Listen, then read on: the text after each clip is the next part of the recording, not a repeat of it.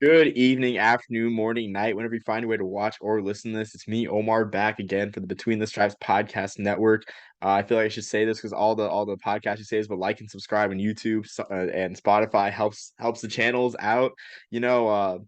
But I'm joined by a guest, decked out in orange, a Sam Houston State fan, newsbreaker as well, Ben Sorrells. Of Sports with SHU, which I'll put in the description. His Twitter handle. Ben, thanks for coming on. I'm excited to talk about Sam Houston State Air Force next year, and Sam Houston. I guess they're growing. I guess a potential relationship with the service academies. Yeah, man, really excited.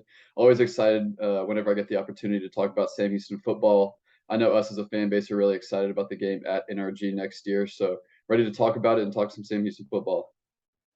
Yeah, for sure. I'm excited too. I wouldn't say I'm a Sam Houston State fan, but like I was well acquainted with them during the spring season of the pandemic, and Eric Schmid, really wowed me during the spring season, as well as Jaquez Ezer too.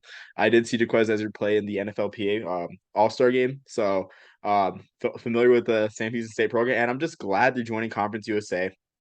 Because I've always had sort of like a liking to New Mexico State, being from New Mexico.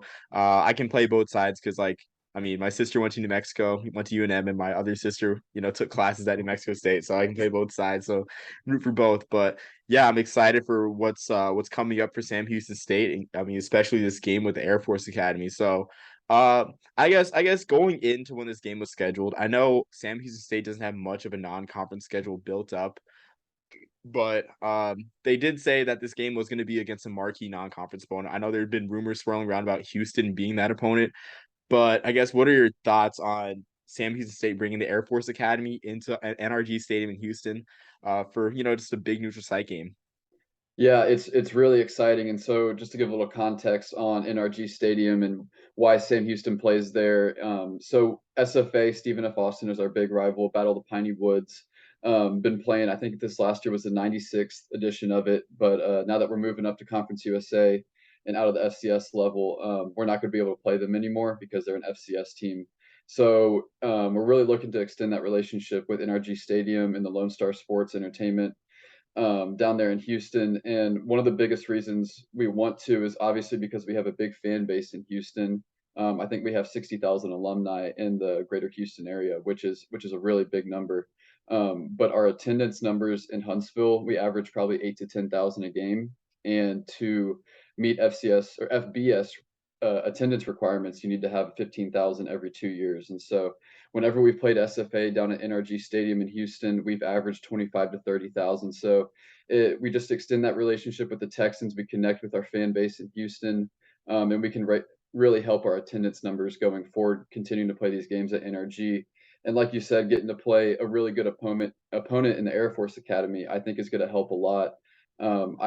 I mean, Houston being the fourth largest city in the country, we're going to have a big military following, which I think is going to help continuing to connect with our Houston fan base. And also, Air Force is a team that, if you take out that COVID year, I think they've won 10 plus games the past two full seasons there's been. So it's a really quality program that you get to bring in and you just continue to connect with that fan base in Houston.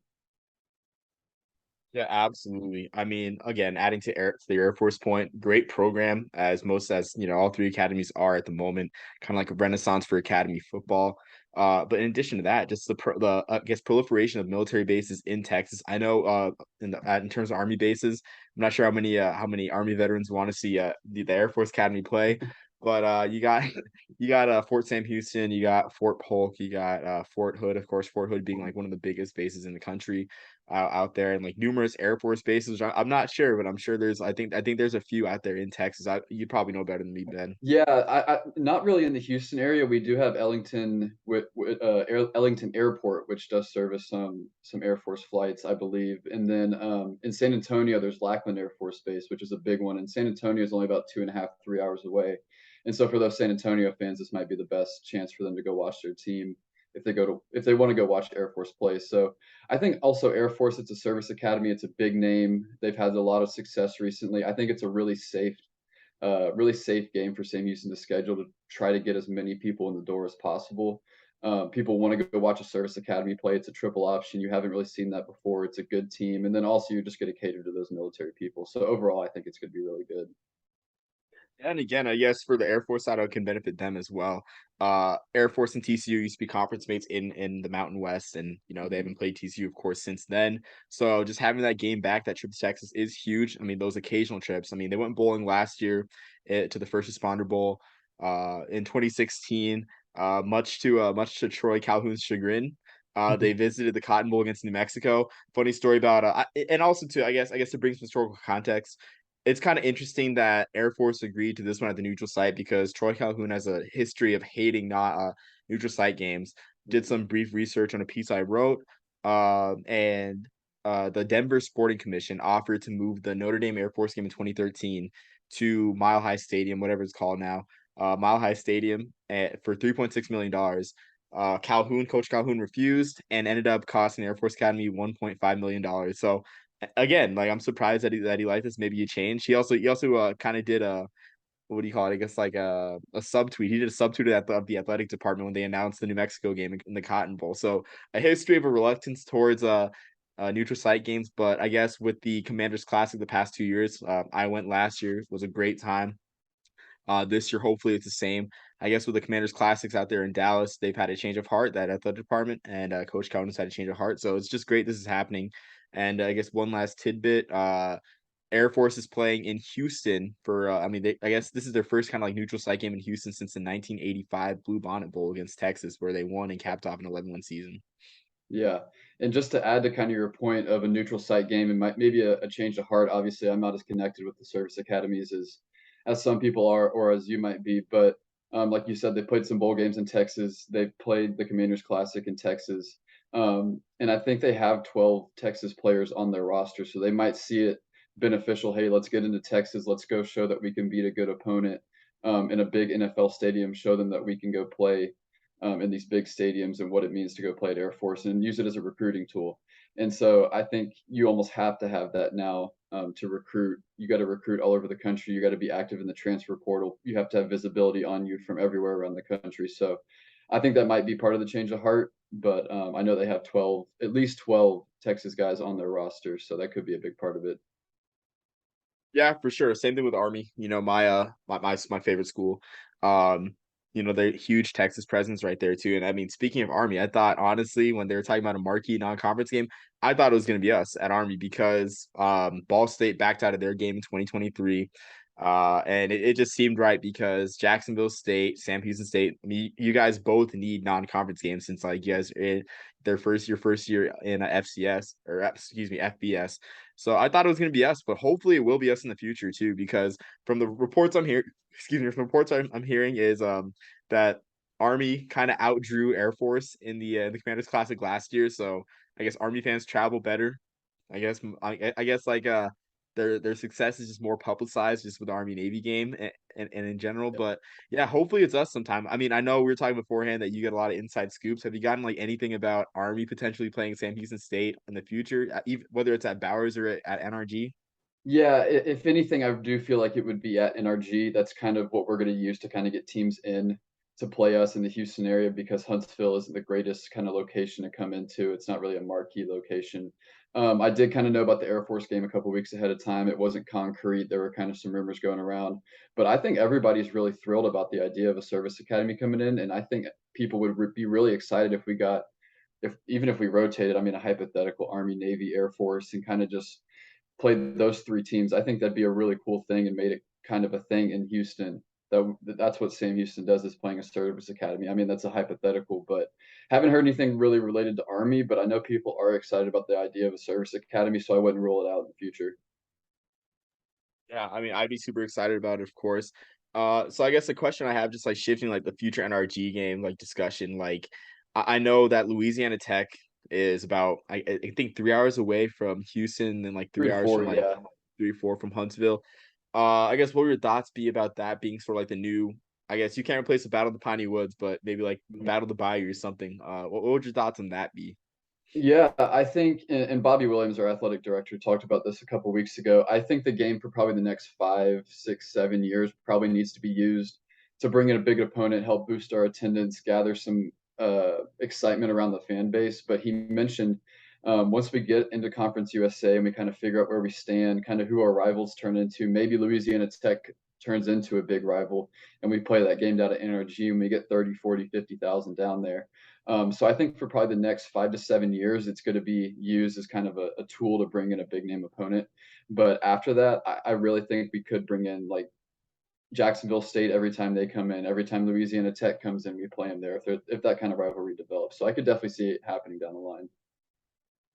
Yeah, I'm excited too. And I guess the response from one UTEP fan last year when I was writing about their bowl situation, they want to go to Dallas too, or Mhm. like, the other side of Texas, but it just always astonishes me how far El Paso is from everything else in Texas. So I mean, it's Yeah. a drive for sure. Like, but, Yeah, I but don't think I see a lot of people, they're like, "Oh, UTEP's in the state of Texas, and, like, you don't have to travel as far," but traveling to UTEP is just as I think it's even worse than traveling to, like, Jacksonville State, or it's just as bad. It's just as bad as traveling to Middle Tennessee, so, I mean, it's a haul to get out there. I mean, there's a lot of travel that's gonna be, on the way for Sam Houston, Conference USA, and UTEP is a part of that just because of how far apart things are in Texas. Yeah, exactly. I mean, yeah, like I always tell people when they say, "Oh, yeah, you're in Texas," I always tell them that I guess the whole stat that El Paso is closer to LA than it is to Houston. So and Mhm. they're like, "Oh, okay, I get it now." So Yeah. It's pretty so crazy. it is. It's crazy to wrap your head around like how big Texas is and like how isolated El Paso is, which I mean contributes to a lot of New Mexico State and UTEP's recruiting problems throughout the years. But Mhm. yeah, like I'm excited for the NRG game, see the direction it'll go. I think I saw either your account or like some Sam Houston State fans, I guess before we move on, talk about Texas State potentially like being like a future opponent, I guess like in this game or just in general. Yeah, so before Texas State went FBS, they were in the same conference as we were in the Southland. I forget the exact year they moved. I think it was like 2012, 13, 14, something like that. But outside of SFA, Texas State was our big rival, and so a lot of people have really wanted that game to come back. Some people wanted to be at NRG. I think we could get them at Bowers at some point, and they actually do have an opening on their schedule. I believe it's next year because they dropped, I forget which game it was off their schedule. So it looks like it could be possible we play them next year, either in San Marcos or in Huntsville. But I know a lot of people are excited about trying to get that rivalry going again. We could schedule them out of conference pretty much every year, kind of make it a rivalry, whether you play it at Energy or in Huntsville. But that's kind of where it comes from, as it used to be a really big rivalry, probably through the 2000s up until the early 2010s. Yeah, I mean, for sure. I mean, it's been so long that Texas State's been an FBS school. I kind of like forgot that they were in Southland. It's Right. like that like sense of normalcy for sure. But yeah, I mean, I'd love to see it again. I'm always for like old rivals kind of reuniting for like these type games, whether it be at Bowers or at NRG. Yeah. I guess something else is like to more general Sam Houston talk before I let you out before with anything else you want to talk about with Sam Houston.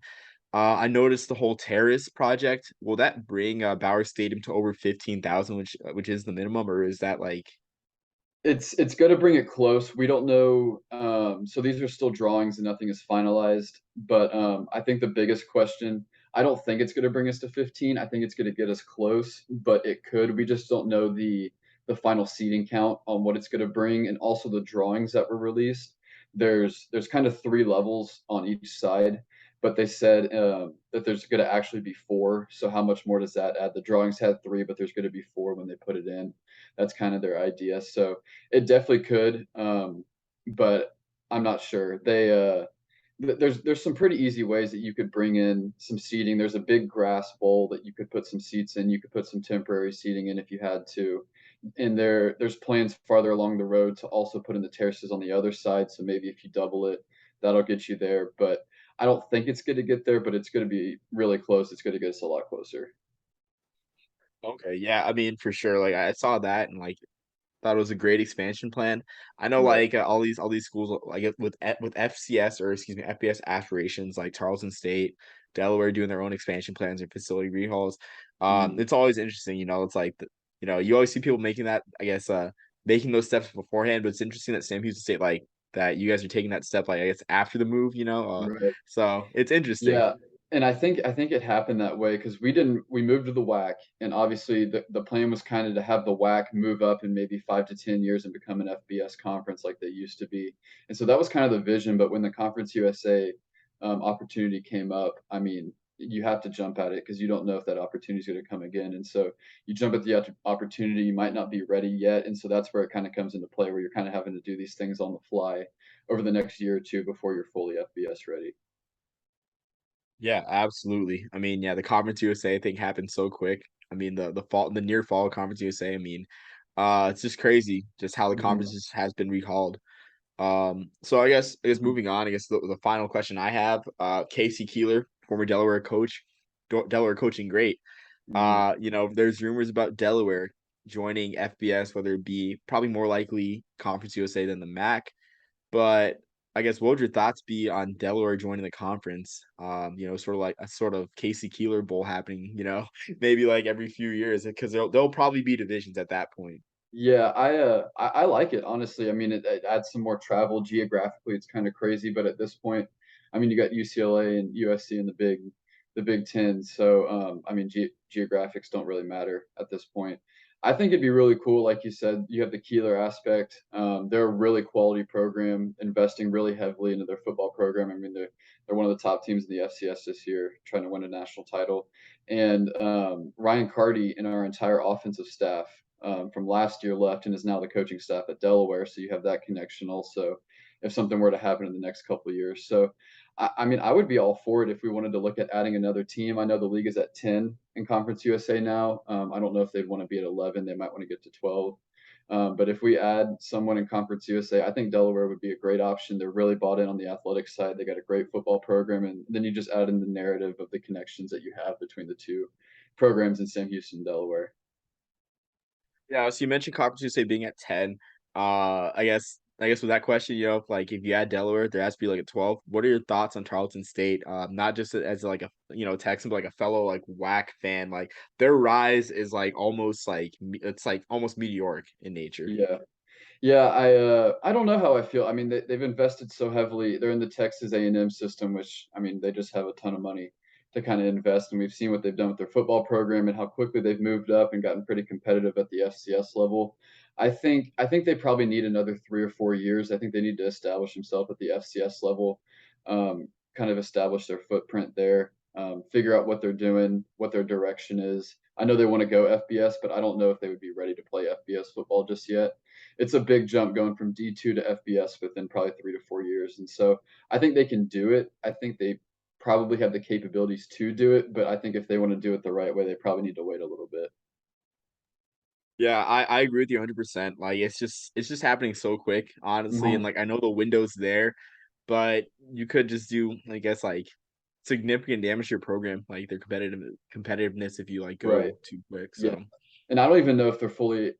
They might be now because this is their second year at the FCS level, but I don't even know if they're fully funding their FCS level of scholarships because the D2 level, I believe, is 37, and then you bump up to 65 at the FCS and then 85 at the FBS. And so that's just another funding thing you got to really look at as far as scholarships and can you pay all of them? Because if you can't pay all of them right now, you're not going to be able to be competitive at the FBS level. yeah, for sure. I mean, but yeah, you say they got loads of money, so I mean, Yeah, they'll figure it out. They'll figure right. it out for I think sure. they'll get there. I just think they probably need to wait another 2, 3 years, something like that. Yeah, I agree. I think they will too. I mean, and it's not like Conference USA is in any dire straits right now at 10 members, Right. especially because they got K-State. So I mean, yeah, there's time for sure for Tarleton State. Right. I was going to add one thing that I thought was interesting on the Air Force game. I know we kind of bounced off the topic, but Casey Keeler, when the game got announced, I don't know, it's been what 3, 4 weeks now since the game's been announced. I thought it was really interesting. Someone asked about what his thoughts were on it. He was a big fan of the game. And he also said one of the points of emphasis this offseason is the team is going to start game planning during the middle of the offseason for the triple option because Sam Houston and Keeler have never seen a triple option team. And if you try to give yourself 5 or 6 days to game plan for it, you're going to have no chance, especially against a quality triple option team. So I thought that was really interesting that it's going to be something that's going to be a point of emphasis for them this offseason is starting to game plan for that one game. Because if you don't get ahead of it, then you're kind of screwed. Oh yeah, 100%. I mean, it's the second week of the season, so yeah, like they'll be facing it early. They'll be kind of green still for the season. And Mhm. also too, should note that Keeler did play or did coach against Navy in his years, the famous like Joe Flacco game. where they Yeah, beat Delaware Navy. versus Navy. Yeah, and I think he said Yeah. they went like 3-6 or 4-5 against Navy while he was there. They got some wins. They didn't have a winning Oh, record. really?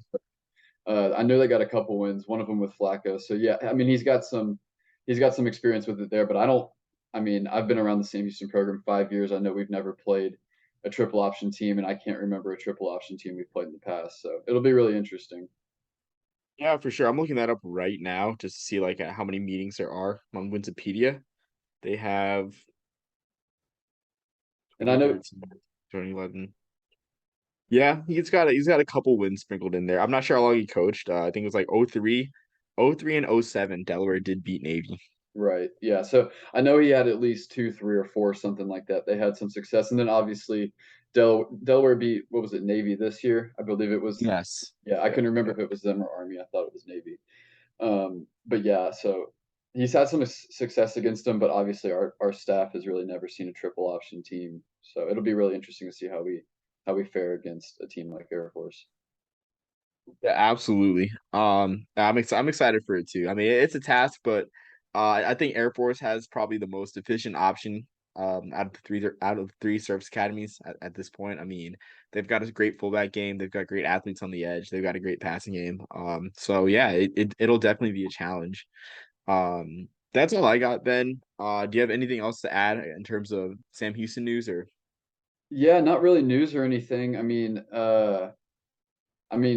the Sam Houston season, it's obviously, I'll just give a little context as we wrap up kind of what the seasons looked like for Sam Houston and what it's going to be like moving forward. So, we originally had 11 game schedule, and then in late July, I believe it was, both Lamar and UIW left to go back to the Southland. So you go from an 11 game schedule to a 9 game schedule, which isn't great. A 9 game schedule isn't very good. You want to be at 11 or 12, so that kind of sucks. And then we're not FCS playoff eligible or FBS bowl eligible this year, so there's really nothing to play for, which also kind of hurts. So you have a 9 game schedule, don't really have anything to play for, and then on top of that, the coaching staff has decided to redshirt about half the starting lineup. The guys that are available to redshirt are all redshirting for the most part. Just trying to build for the next year, 2 years, 3 years, something like that. So you add all three of those together, and it was a really bad start to the year. I mean, you look competitive against A&M for about a half, and then you lose to Northern Arizona, who you beat by I think it was 35 the year before, which was just really bad. And you're 0-2, and Sam Houston has, I mean, coming into this year, had been 12 straight winning seasons, and people were really starting to second guess the move, second guess the coaching staff. I mean, it was a really kind of a low point for the program that they have really haven't seen in a while. But since then, man, they righted the ship. They've won five in a row. They're 5-2. It looks like they're going to go 7-2. And this is all despite redshirting guys, a lot of guys injured. Our top four defensive players all had shoulder or pec surgery within 2 weeks. And so you add losing them on top of redshirting guys. They've just done such a great job. Won five in a row. Looks like they're going to go 7-2 this year, and really have a lot of momentum going in to Conference USA play next year. So that's kind of what our season has looked like this year. It was really the pit, and then it's gotten really good since. It's kind of been vintage Sam Houston football the past month, which has been fun to see. So excited for what the future has. Yeah, I'm excited too. And I know like I talked to you on Twitter about the New Mexico State game, hoping for that one, being El Paso, just an hour drive up for an extra football Right. game. But it won't be against you guys. Hopefully be against someone.